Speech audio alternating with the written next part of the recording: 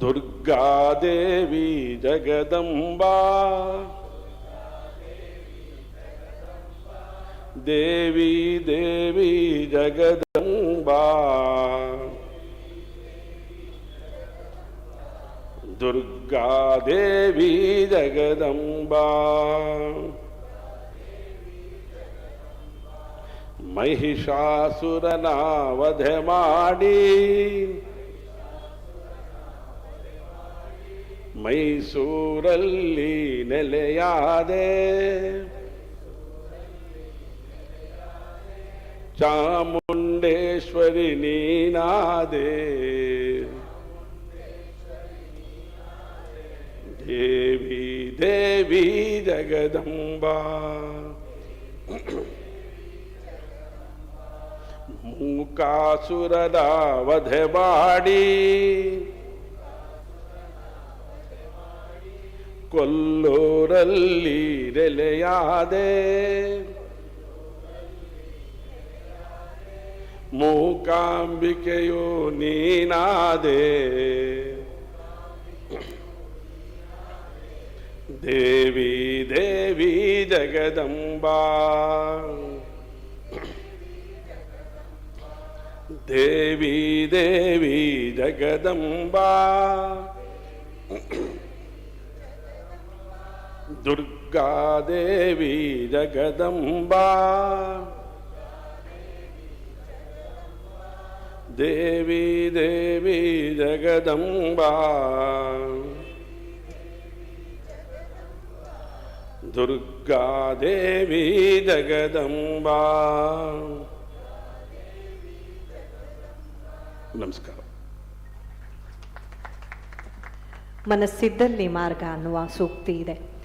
ಒಂದು ಅಭಿವೃದ್ಧಿ ಒಬ್ಬ ಮನುಷ್ಯನ ಮಾನಸಿಕತೆಯಿಂದ ಮಾತ್ರ ಸಾಧ್ಯ ಅನ್ನೋದನ್ನ ಘಳಿಗೆಯಲ್ಲಿಯೂ ಮಹಾನಗರ ಪಾಲಿಕೆ ಇಲ್ಲಿ ಪ್ರೂವ್ ಮಾಡಿಕೊಂಡು ಬಂದಿದೆ. ಅದನ್ನು ವಿಸ್ತೃತವಾಗಿ ಅವರು ವಿವರಿಸಿದಂತಹ ಚೆನ್ನಿಯವರಿಗೆ ಆತ್ಮೀಯವಾದ ಧನ್ಯವಾದವನ್ನು ತಿಳಿಸ್ತಾ ವಂದನಾರ್ಪಣೆಗೆ ಶ್ರೀಯುತ ತುಷಾರ್ ಬಿ ಹೊಸೂರವರು, ಉಪಾಯುಕ್ತರು ಆಡಳಿತ, ಶಿವಮೊಗ್ಗ ಮಹಾನಗರ ಪಾಲಿಕೆ.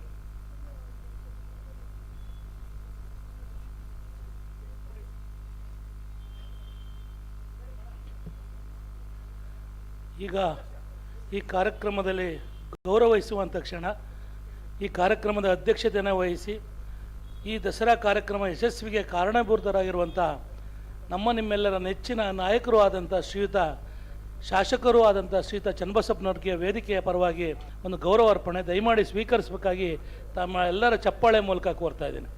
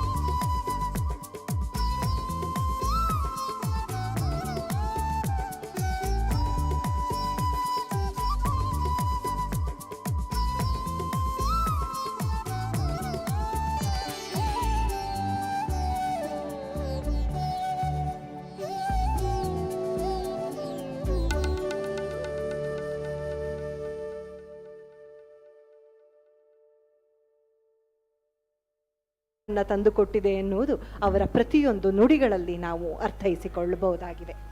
ಶ್ರೀಯುತ DS ಅರುಣ್ ರವರು, ಸನ್ಮಾನ್ಯ ಶಾಸಕರು, ವಿಧಾನ ಪರಿಷತ್ ಶಿವಮೊಗ್ಗ, ಇವರು ಮಹಾನಗರ ಪಾಲಿಕೆಯ ಗೌರವವನ್ನು ಸ್ವೀಕರಿಸಬೇಕು.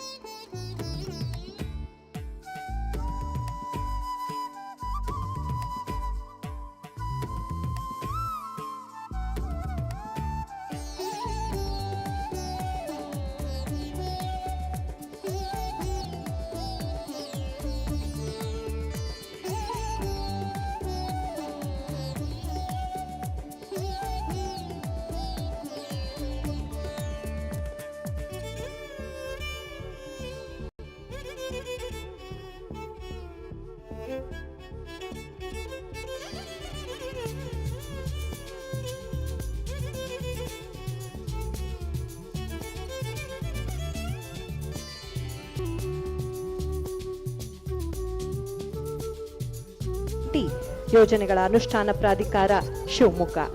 ಇವರು ಕೂಡ ಆತ್ಮೀಯವಾದ ಗೌರವವನ್ನು ಮಹಾನಗರ ಪಾಲಿಕೆಯ ಪರವಾಗಿ ಸ್ವೀಕರಿಸಬೇಕು.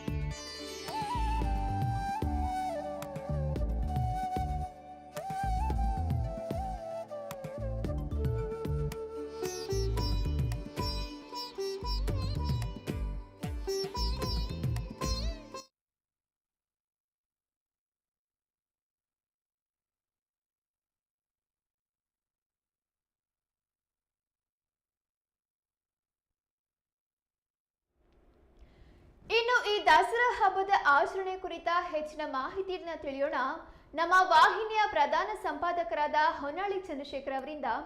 ಹೊನ್ನಾಳಿ ಚಂದ್ರಶೇಖರ್ ಅವರೇ, ಪ್ರತಿ ವರ್ಷವೂ ಸಹ ಶಿವಮೊಗ್ಗದಲ್ಲಿ ದಸರಾ ಹಬ್ಬವನ್ನ ಬಹಳ ವಿಜೃಂಭಣೆಯಿಂದ ವಿಭಿನ್ನವಾಗಿ ಆಚರಣೆ ಮಾಡಲಾಗುತ್ತೆ. ಹಾಗಾಗಿ ಈ ಬಾರಿಯ ದಸರಾ ಕಳೆದ ವರ್ಷಗಳಿಂದ ಹೇಗೆ ಭಿನ್ನವಾಗಿದೆ, ಈ ಬಾರಿಯ ದಸರಾ ಆಚರಣೆಯ ವಿಶೇಷತೆಗಳೇನು, ಈ ಕುರಿತಂತ ಮಾಹಿತಿಗಳೇನಿದೆ? ರಂಜಿತಾ, ಪ್ರತಿ ವರ್ಷದಂತೆ ಈ ಬಾರಿನೂ ಸಹ ಶಿವಮೊಗ್ಗದಲ್ಲಿ ದಸರಾವನ್ನ ಬಹಳ ವಿಭಿನ್ನವಾಗಿ ಆಯೋಜನೆ ಮಾಡಲಾಗಿದೆ. ಇಡೀ ಕರ್ನಾಟಕದಲ್ಲಿ ದಸರಾ ಧಾರ್ಮಿಕ ಉತ್ಸವ ಮಾತ್ರ ಅಲ್ಲದೆ ಸಾಂಸ್ಕೃತಿಕ ಉತ್ಸವವಾಗಿಯೂ ಆಚರಣೆ ಆಗ್ತಾ ಇರೋದು ಅಂತಂದ್ರೆ ಅದು ಮೈಸೂರು ಮತ್ತೆ ಶಿವಮೊಗ್ಗ ಮಾತ್ರ. ಇನ್ನೆಲ್ಲಾ ಊರುಗಳಲ್ಲೂ ಸಹ ದಸರಾ ಒಂದು ಧಾರ್ಮಿಕ ಉತ್ಸವ ಆಗಿರುತ್ತೆ. ಆದ್ರೆ ಶಿವಮೊಗ್ಗ ಮತ್ತೆ ಮೈಸೂರಿನಲ್ಲಿ ಸಾಂಸ್ಕೃತಿಕ ಉತ್ಸವ ಆಗಿರುತ್ತೆ. ಹಾಗಾಗಿ ಈ ಎರಡೂ ಊರುಗಳಲ್ಲಿ ಅತಿ ಹೆಚ್ಚು ಸಾಂಸ್ಕೃತಿಕ ಕಾರ್ಯಕ್ರಮ